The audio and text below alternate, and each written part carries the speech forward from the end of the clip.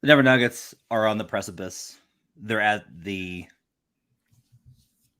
edge of something. On Monday, they play the biggest game in franchise history. How that ends, what it looks like, how can they get there? How can the Nuggets get to the NBA championship? We'll talk about that next on Locked On Nuggets. You are Locked On Nuggets, your daily Denver Nuggets podcast. Part of the Locked On Podcast Network, your team every day. Welcome to Locked On Nuggets, your daily Denver Nuggets podcast, part of the Locked On Network, your team every day. Thanks for making us your first listen and being an everydayer. And check us out on whatever platform that you've chosen, whether you're on YouTube. Make sure to rate, review, and subscribe on Apple Podcasts. Give us those 5-star reviews. Hit the like and subscribe button on YouTube. We appreciate you guys being with us on whatever platform that you've chosen. We do appreciate you guys making us part of your day. Today's episode is brought to you by PrizePicks. First-time users can receive a 100% instant deposit match up to $100. Promo code Locked On. That's PrizePicks.com. Promo code Locked On. My name is Matt Moore. I'm the senior NBA writer for the Action Network, joined by Adam Mares. He's director of content for DNVR. He is maybe the busiest man in Denver right now, given that he is at the apex of so much of Nuggets culture on the eve of Game 5 of the NBA Finals between the Miami Heat and the Denver Nuggets. The Nuggets lead 3-1 and have an opportunity on Monday night to secure the franchise's first title in franchise history. In case you can't tell, I am burnt to a crisp mentally. Like, I'm just out. We're the worst. Nobody tells you that when this moment comes, you're going to be the worst version of yourself. Like, I've written 3 columns in the last day. I don't know what I've said. Like, I've just written things. But I do want to kind of focus up here, and I want to start with something, Adam. They're winning this game. Okay. They're winning. They're winning by double digits. They're winning this game. I have held off on such proclamations. I've always been like, well, we'll see, right? I deal with things from a very probabilistic standpoint, not only from the way that my brain works, but also if you're going to do the betting side like I do, like you just got to, because like stuff happens. But they're winning this game. Okay, love it. That's their moment. This is their moment. They are the team. Draymond Green's comments about it were, I thought, really, I agree, really insightful of him saying like they know it's there. And I'll go so far as to say like the Heat are going to put on airs of defiance, and they are a very defiant team.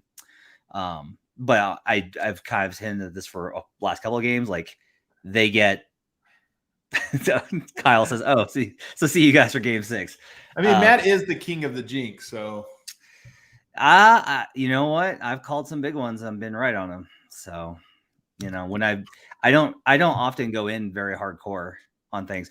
You want to know, honestly, I'm usually a big jinx the other way, where if I say they're going to lose, but my saying they're going to win doesn't necessarily mean that they usually do not face plant. They just like proving me wrong. So, that's the Nuggets are the better team. And honestly, it's funny. I've been on this kick about you really should trust your gut, you know, like in some ways, like if you cultivate your instincts over time, if you assess when you're wrong and this or that, there is something to your gut opinion and what it tells you. And I think this is one of those ones where Denver really does seem to, I don't want to say solve the Heat, but they seem to understand what they need to do to win in the series. And they are the better team. So coming back home with momentum, with belief, and also with the experience of like, hey, man, we went over there and just did it twice, and we're this close. I do think that there's reason to feel confidence that the Nuggets get it done tomorrow. Erwin says, as long as we get a Nuggets or Cook tweet in the fourth quarter, I put them out in the second half, in the first half. Sometimes that's whatever the situation calls for. You know, I'll be there. Yeah, you know, I will say this too, that it's like, oh, I'm being all big and bold. Like the Nuggets are going to win this game. That's right. The number 1 seed, 9-point favorite at home is going to win a basketball game. Look at my spicy takes. So, yeah. I have a question for you, which is I wasn't at media day today. My kids were basically just like, I just couldn't. I was going to, and then my daughter gave me the doe eyes, and I was like, I gotta be a dad for a bit. But I saw the videos, and to me, the tone is like what it needs to be, like locked, like, and they've been this way the whole way. Like, do not be satisfied until you're like they got off of that train for one night in game 2, and since then they've been back to where they need to be. The nerves are going to be real tomorrow. Like they know that that's there. You know, Jamal's talking about championship. Jamal today was like, oh, I've known for a while how great this team is. I'm like, really? Because I kept asking you like over and over again in January, and you wouldn't play ball. They're ready, I think, for this moment, but it's different to think that you're ready and have been like they've been locked in through all these other games, because all these other games, the trophy wasn't literally in the tunnel, right? How do you feel like they're going to handle this? What are the keys for them being able to manage this in this big of a moment? Because part of this is also, this is not just the biggest moment for a lot of their professional careers. This is like they have a city now on their shoulders. You know, there's no more of the like nobody's paying attention. Like the city's locked in. Denver loves a winner, and they're on the verge of a championship. So what are your kind of thoughts on them handling the moment tomorrow with what's going to be just a lot of excitement and energy in that building? My first thought, and you can probably speak to this better than I can, Matt, it feels like last game, the Aaron Gordon game, right? He was the guy that stepped up. I feel like the closeout game has to be Murray and Jokic. I think you can hope for a good shooting performance from Michael Porter Jr., and you could hope from a KCP or some guys stepping up. But I really feel like Murray and Jokic have to be the guys that get it done tomorrow. Like it comes down to the end, and now the big dogs have to step up and be prepared for it. So to me, that's the biggest thing is I just feel like those two, they've been clutch their whole careers. They've come in big the whole careers. Tomorrow is a weird challenge in that I think they're confident. I think they know what to do. I think all of those things. But there is now it's real. If you play well, you win. And that's like its own weird pressure. Yeah, I think if there was one player in the league I think I would want in this situation, it's got to be Nikola. Just because I don't. Yeah. There are guys that I think are great because they want it so badly. They're so desperate for it. And for Nikola, I think that his general perspective and outlook on both life and the game of basketball is such that I just don't think that it will be something that affects him. It's not that, like, for the rest of the guys, I think that there has to be a little bit of managing the moment, right? They have to, like, Jamal, I think, has to handle this moment in a very big way. Nikola, I think, will just kind of be oblivious to it to a certain degree.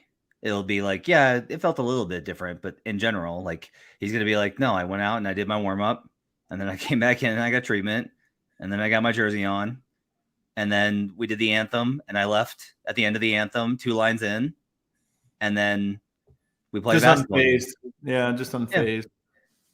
Yeah. So, but like Jamal, Aaron, Bruce, honestly, we forget how young Bruce still is. Like, Christian, obviously, all those guys I think are going to be like, those guys are going to have to manage this moment a little bit more. MPJ, more than anybody, is going to have to manage it tomorrow. Like, this is like MPJ is the one, man, for me where you could tell me anything about MPJ's game tomorrow.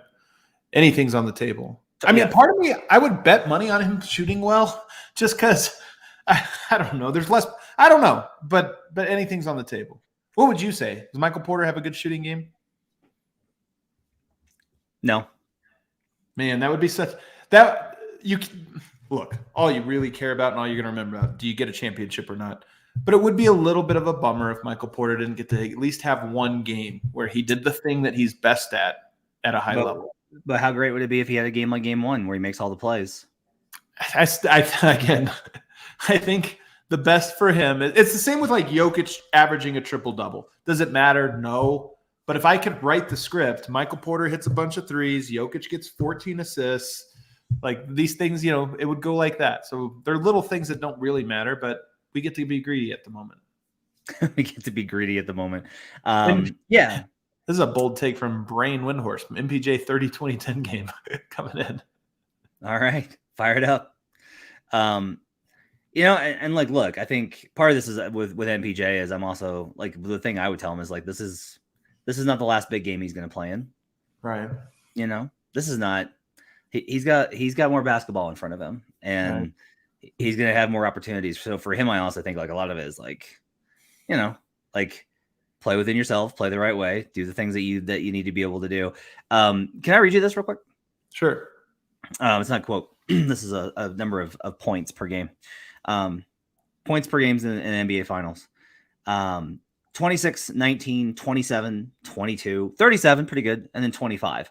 So again, 26, 19, 27, 22, 37, and then 25. Not bad, right? Leading scores in a finals closeout game? No.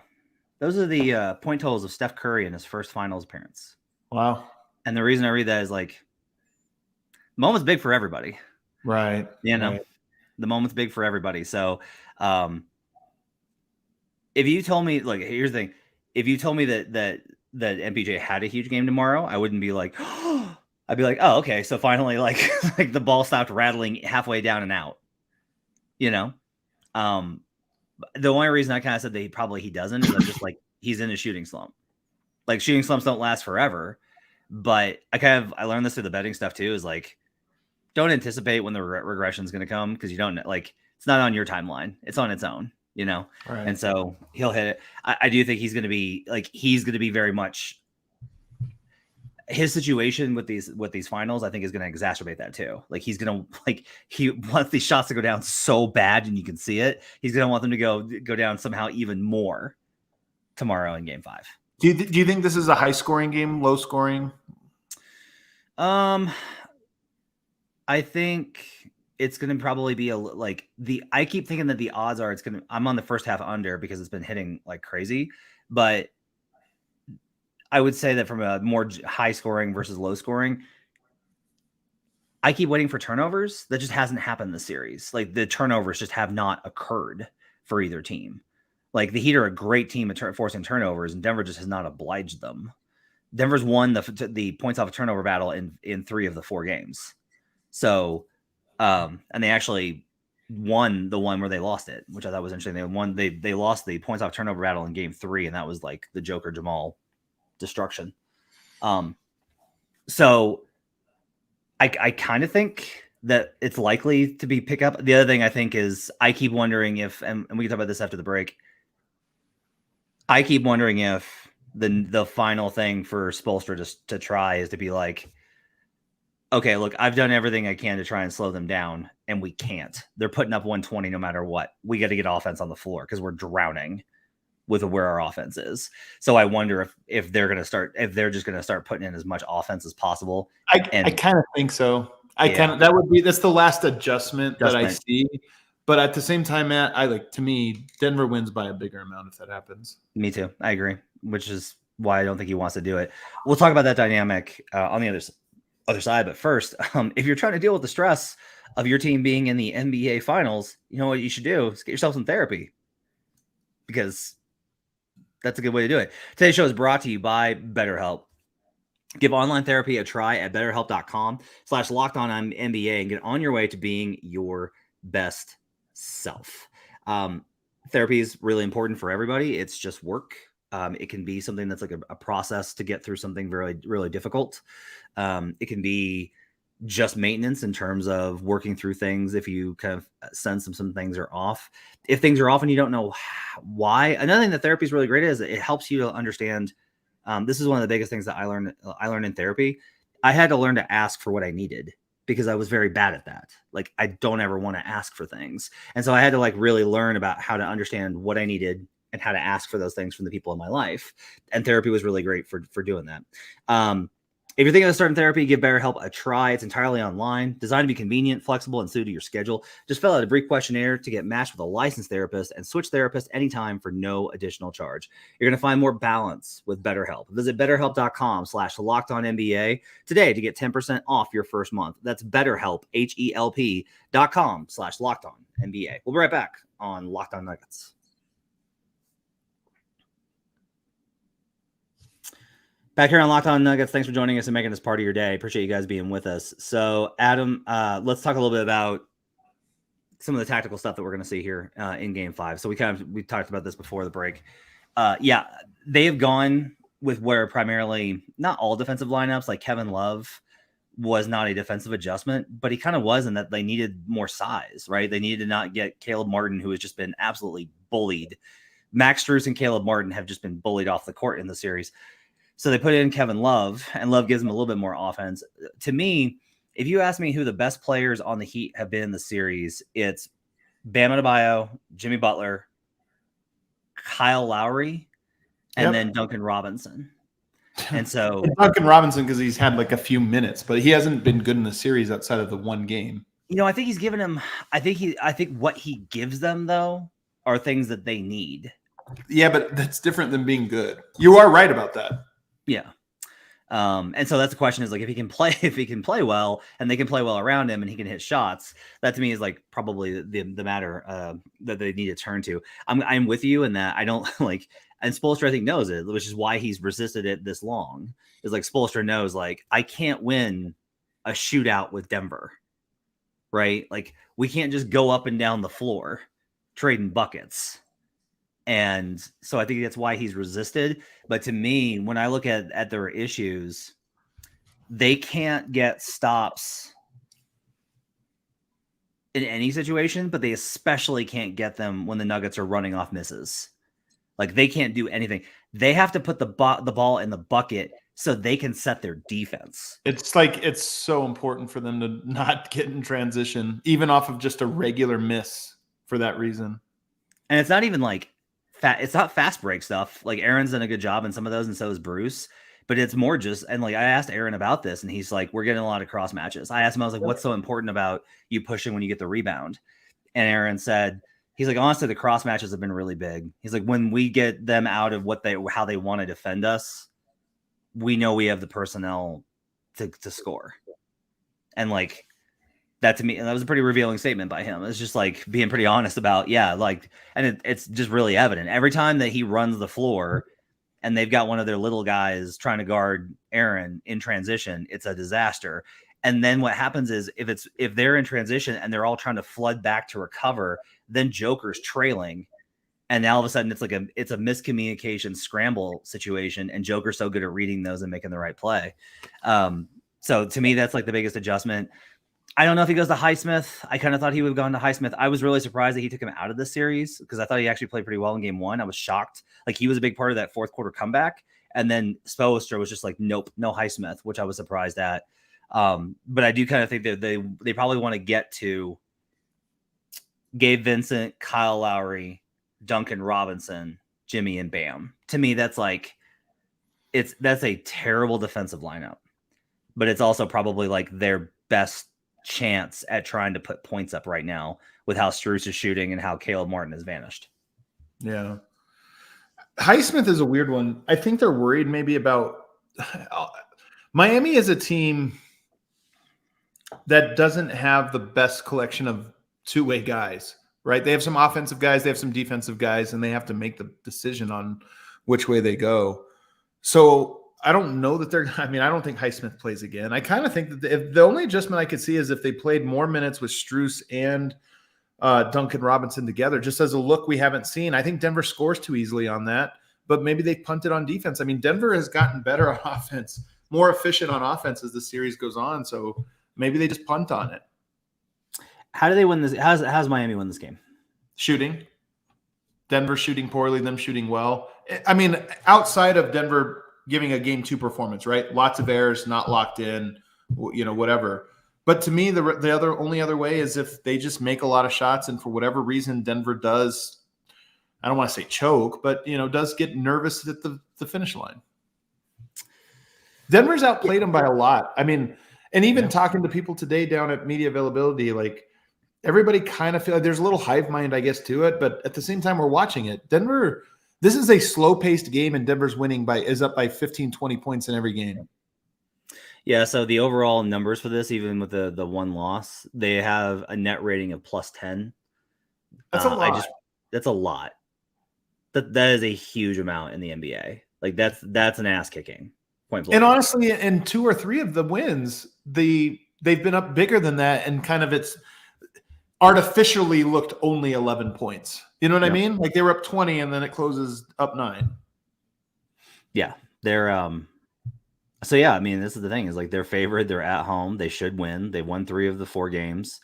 But they do have to finish the job. Like this is what it comes down to. And what will your concern level be if they were to lose this game? Our annoyance factor would be very high. You and I. Yeah, annoyance factor really high, but concern factor low. I still think. I just think they're the better team. Yeah. And you think that, and you already kind of said this, like this is just going to have to be a back to Joker and Jamal are going to have to take them home in this one. Both of those guys have read the core. I am curious. The other thing I think that Miami might do if they don't change up personnel, the only other thing I could see is them banking on KCP and Michael Porter missing shots and overhelping off of them, trying to guard them the way that they have. Obviously, Murray and Jokic seem very comfortable in that. I think Jokic in particular adjusts immediately if you start to sink in off of shooters and send extra help. I think that's like his bread and butter. But again, desperate times call for desperate measures, and maybe you just hope for that cold Michael Porter game. When you did the film, what kind of stood out to you about Joker's game? In game 4? Yeah. No, the thing that stood out to me that we didn't talk about the last one was how much he popped. You know, they clearly, again, Jokic seems comfortable doing whatever it is that they're asking that the defense dictates that he does. And in this one, they were dictating that he plays a little bit more of a perimeter game. And he didn't just shoot it. I thought he did some nice setups also off of how much that, but he also shot the ball with confidence in that game. I mean, his 3-ball in the playoffs, I think he's at 47% in the playoffs, which is hilarious. Jokic's a hilarious player. But that was their poison that they picked was, all right, we'll dare you to shoot a couple threes, and he just was comfortable with it. So I don't write anything before a series is over about the next series, about like I boilerplate will not do it as a function of having lost too many good columns to time. I've had too many columns have to go in the trash, and those are always like really frustrating for me. But you start the prep work, you start the research on it, and like I did notice this today that Nikola Jokic in his career is a 41% 3-point shooter in the playoffs. I started making notes today of Jokic playoff numbers and just like, how can I put this? On the other side, I got some things to talk about with like this team story. But one of the things that is I'm reflecting a lot on is how I came to terms pretty early with how wrong I was about Nikola the first like season, right? But I still didn't in the moment really realize that I was watching an all-time great until this week. And that to me is like very powerful and very meaningful. There's a story here that can, not will, can come to its fruition on Monday night. We'll talk about that story on the other side. First, I need to tell you about PrizePicks and the $1 million daily Superflex promotion that continues through the NBA Finals. Every day of the NBA Finals, however many games it goes, one PrizePicks user will win a chance of becoming a millionaire. One entry placed after 8 a.m. Eastern will be randomly selected each day, and whoever placed that entry will be given a 6-pick flex with the following payouts. 6 correct picks will get you $1 million, 5 and you get 80,000, 4, 16 grand. Full details can be found at prizepicks.com/million. You got to enter and opt in at that link to be eligible for the $1 million entry. That's prizepicks.com/million. Once you opt in, all you got to do is play the game like normal, and you could be the lucky winner.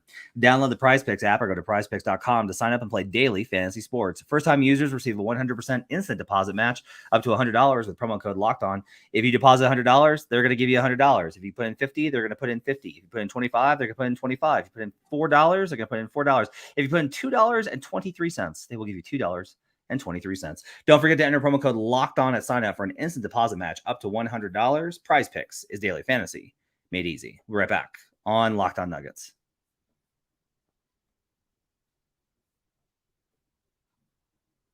Back here on Locked On Nuggets, thanks for joining us and making us part of your day. If you are listening to this podcast, we thank you for doing so, and you want more content, not only can you check out the DNVR show daily, not only can you check them out before every pre- and post-game show, but Adam had a man named Zach Lowe in studio, so you should go check that out and let Zach Lowe know that you appreciate him stopping by the DNVR bar. As a heads up, after things conclude at Ball Arena, should the Nuggets have more points than the Miami Heat on Monday night, I will definitely be making my way to the DNVR bar. I will be there tomorrow night. We'll be doing Locked On from the DNVR bar, which will be fun. Yeah, that'll be good. Okay, so I want to talk a little bit about the story here. And I guess I want to ask you this question. What is your first memory? First, let's do this. What's your first memory of Nikola Jokic? I mean, it was Summer League. I don't know. I'm bad. My memory is really, really unique, as my wife can attest. I remember the weirdest things, but I don't remember details always that well. So I don't remember what the first game was. I will say that I started covering the Nuggets a little bit before Jokic, but as a part-time thing. Summer League 2015 was a big moment for me because it was when I decided to do this full-time. I'm a big fan of low-post footwork and skilled bigs. And I just remember watching Jokic in those first Summer Leagues games and going like, I love this guy's game. I love the way he's got great footwork. He's got great passing, you could tell right away he was a skilled player. So I just remember as a skilled big myself, I just was like, hey, man, I love the way this guy plays. So I can't remember the first game. I just remember the skill set popping off to me. I didn't think he was going to be an MVP, but I just remember being like, no, this guy has real skill. Like the foundation there, it doesn't always shine because the numbers weren't great, but he has real like high level footwork, touch, passing, vision, understanding, all that stuff. And feeling crazy because I was so high on him. Like and feeling like it was my first Summer League. And here I am thinking the second rounder is like a special player. And I'm like, hold on, man. You know, it's like my first day on the job and I'm trying to hype up this guy. I'm like, I'm such a sucker. I remember you hyping him up and me being like, okay, all right, sure thing, rookie. Yeah. Oh, sure. The second round European dude is a great passer as a big man. Yeah. That's a guy that could be an impact guy in this league. That's how it felt saying it. I have really clear memories of Michael Malone's press conference in the first days of his tenure. I have really clear memories of Jamal's draft night conference call. I have really clear memories of like media day that season. And like I have spots along the way of Joker. And what's really incredible, I think, like I sat down with Joker, I don't know, 2 years before his MVP season, back in the before times. And he kept always rising beyond. Like I would come back and be like, okay, he's a little bit better than I thought. Okay, he's a little bit better than I thought. Okay, he's a little bit better than I thought. And he just kind of got there. And I will say, I started to really kind of like think that this team had something in 2019 in that first playoff run, because coming back from Game 82 in Minnesota, there are moments that tell you the character of a team. And the way that the Nuggets came back the next season and they were like livid. I mean, they were so mad at themselves for losing that game. I was like, okay. Like, it wasn't like, oh, whatever, you win some, you lose some. Like, they were like, no, we're making the playoffs. No, F this. No. And for them to have come back and responded and to grow the way that they did. And it's been cool to see all the former Nuggets at these games. Like Gary was there the other night. And for me, like, as much as it is like moving Gary was vital and Gary's game fell off, like Joker probably happens with or without Gary, but Gary was in this timeline, and with how this worked out, Gary was a big part of Nikola happening, because Gary was one of the first ones to really embrace like, no. Like, if we just run DHO, we can score every time with this guy. Like, you could tell that he was just like, hey, we could just do this over and over again. This is why this arc is so much better than most, Matt, is because it took time, and you saw all the roles that the various members played in it. And Monte and Gary are chief among them in terms of like anybody that was watching all along.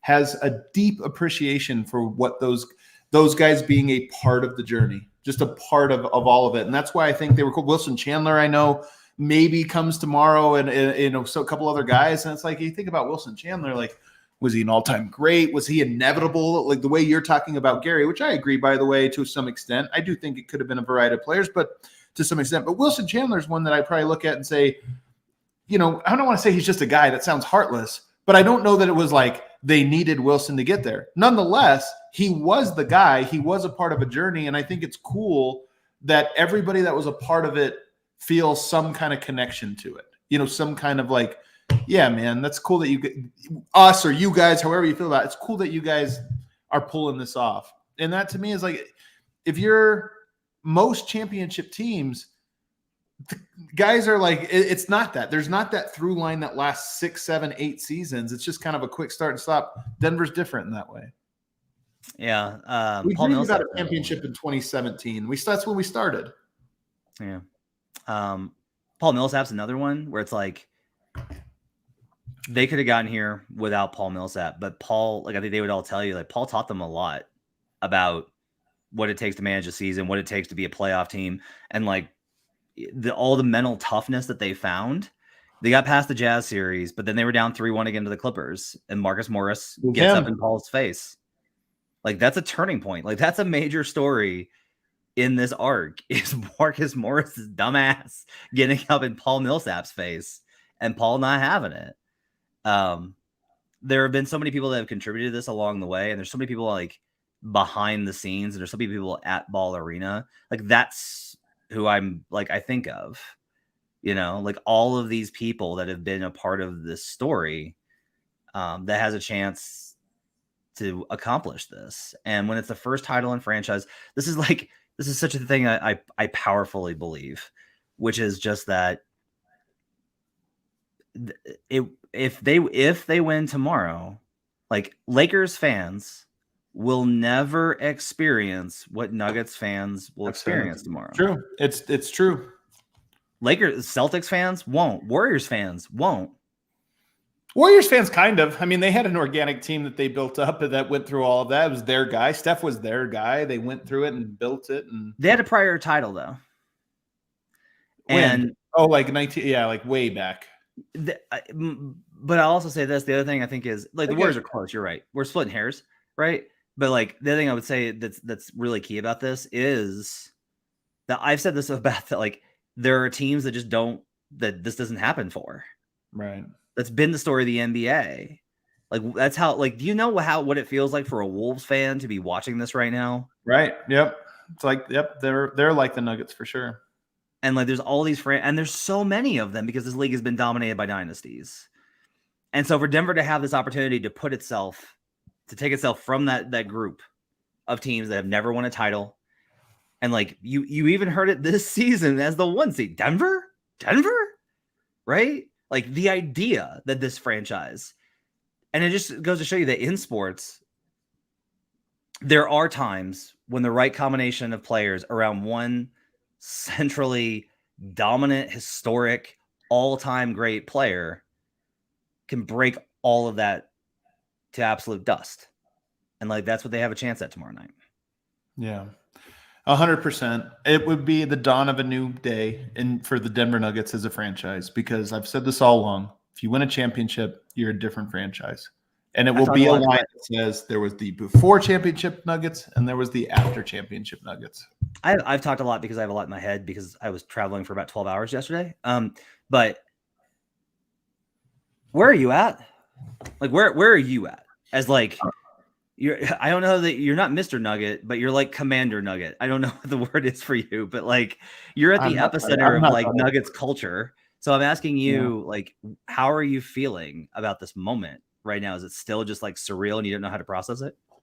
Yeah. And the nature of my job is that I try to stay present like as much as I can through all of this. That's kind of one of the skill sets is I get to talk about things in the moment and kind of like stay in that. The nature of what we do with the NVR is that I've had to put my mind forward and everything else. And I almost feel like tomorrow I want to be done with all my work late tonight, no matter how long it takes, because tomorrow I just want to experience. I just want to be there and enjoy it. And I hope I will. I'm not sure I'll be able to. I don't know. But that to me is my own personal experience of this, of things happen slow and fast at the same time. Slow in that this playoffs has been a monster, man. 16 wins is so long. 4 rounds is I've never gone through it. It's unbelievable how long it is. But at the same time, it's fast in that the Nuggets keep winning.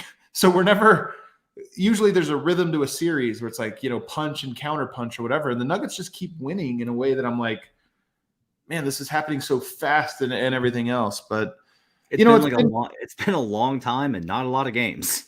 Yeah, a long time and not a lot of games. The biggest experience I will say is, and I know the people listening to this will kind of feel it. All of our wildest dreams so far, knock on wood, have been coming true. Because there is a world in which a team wins, but it doesn't quite go the way you want, and there's something unsatisfying about it. This has been such a satisfying, all the things we were hoped for have hit so far. And if they pull it off tomorrow, it'll just be one of those ones where it's like, wow, are we in a dream? Our guy is the unanimous best player. The team's playing connected and together.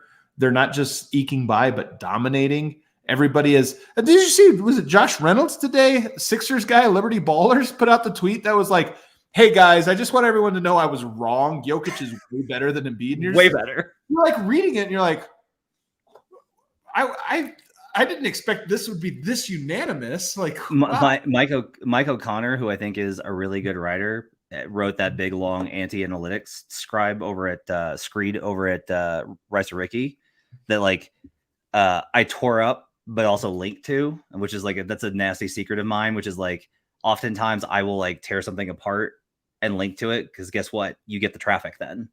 Right. I got a lot of respect for Mike. We just tend to really disagree on this, and he's holding on. He's like, no, I didn't like analytics before this whole thing, and I still don't like him. But he was like, but the Joker's way better than Embiid, and it's not close. I mean, it's just it's a unanimous Spike Eskin. It's a sweep, man. That's what I mean. It's a sweep. The Nuggets not only have had sweeps in 5-game series, but the narrative has been a sweep, and that's the thing I did not expect. I expected if the Nuggets won, a narrative 7-game series controversial play. Instead, we have a narrative sweep where everyone's like, yes, everything you guys thought was true. We were wrong. And you're like, wow. Yeah. And go down the list. Murray does matter. Okay, that one. 55555-ish in the comments that mentions Nick Wright. And I've been listening to those segments and Nick has said no, if he wins the title, I will acknowledge him as the best player in the world. He's going to hold out for as long as possible. Of course. But it's really just going to be Mark Jones. It's just it's Mark Jones. The only one left. I will say this though about Nick Wrights of the world. You can't wait for them in. Those guys are great at what they do because they can pivot out of it. Nick Wright is going to give Jokic props if they win in a way that pisses you off. I promise you right now, he's going to give you something in a way that feels like a backhanded compliment. He was the 1 seed playing a bunch of bad teams. Congratulations for doing exactly what you should do. There'll be what I want to see though is, can he win a series against the Warriors without his best players playing well on the road and you're just hold on, we're making a scenario now where it's what? It's going to be something of that nature. But instead of the haters, I want to call out some people on the good side here. Going tomorrow, I'm thinking about you and the fellas down DNVR who I've gotten to watch Harrison Wind go from a kid that was doing part-time sales over at the Rockies to one of the best beat reporters in the industry. We had a hell of a year, man. Harrison Wind was incredible this year. I'm thinking about Vicky and Vicky's husband. Yep. Ray. I'm thinking about Feinstein. I'm thinking about the King of Thornton, Jeff Morton. I'm thinking about folks like 5555-ish and Hurricane in here making extremely lewd comments to me every single day in this chat section. He's asleep today, thank God. And Kyle and Tommy's in here. Everyone in this chat segment and everyone that's listening to me, all these folks that have come up to me and been like, hey man, just want to let you know I really love your show. I want you to know that I'm thinking of you on Monday and I want good things for you. So We'll see what happens in game 5. If there's a game 6, Adam and I will drag ourselves onto this podcast on Tuesday morning. If there's a game 6, tomorrow night's podcast is just going to be me crying into the microphone while I like look ahead at all the stuff I'm going to have to do in the next 3 days. Like I was telling my wife, I was like, if I have to go out for game 6, I'm on websites trying to find how can I fly out as late as possible while still making sure I get to the game, and how can I get back? But we'll see. Look, the Heat aren't gonna. I will say this too. Locked On Heat's been dead on about this. Locked On Heat has said consistently, the Heat are not going to give it to you. The Heat are not going to mess up and beat themselves. You're going to have to beat them. That's been their consistent thing. And that's been true every game of this series. The Heat have not beaten them. That's why so many of the Heat fans and I've listened to these Heat podcasts, they all have so much respect for Denver because they're like, yeah, I can't just sit here and be like, no, we missed shots, or no, we just played dumb. No, we played pretty well, and Denver kicked our ass. So, gonna have to do it one more time. They're not going to give it to you. They're not letting you walk to this title. You're going to have to go out from the first quarter on. You are going to have to tell them, this is ours. It's our time. You guys had a great run, but it's over. And so that's the message that's got to be sent tomorrow. Adam Mars and I will be back either late tomorrow night from the DMVR bar, or Tuesday morning. Let us know what you think. I personally, I would love it if everyone listens to the show that has Twitter. I want videos of you at the game. Yeah, I want videos of your reaction. I want audio clips. Send us. I want to see your reaction as Nuggets fans if they pull this off on Monday. I want to know what this looks like for you. Please share that with us. Till then, hit the like and subscribe button, rate, review, and subscribe. Check out all the great stuff over at DMVR. I'm going to go write another 2 columns and then go to bed before game 5 of the NBA Finals between the Miami Heat and the Denver Nuggets. For Adam Mares, Director of Content at DMVR, I'm Matt Moore. We will see you tomorrow, come hell or high water, on Locked On Nuggets.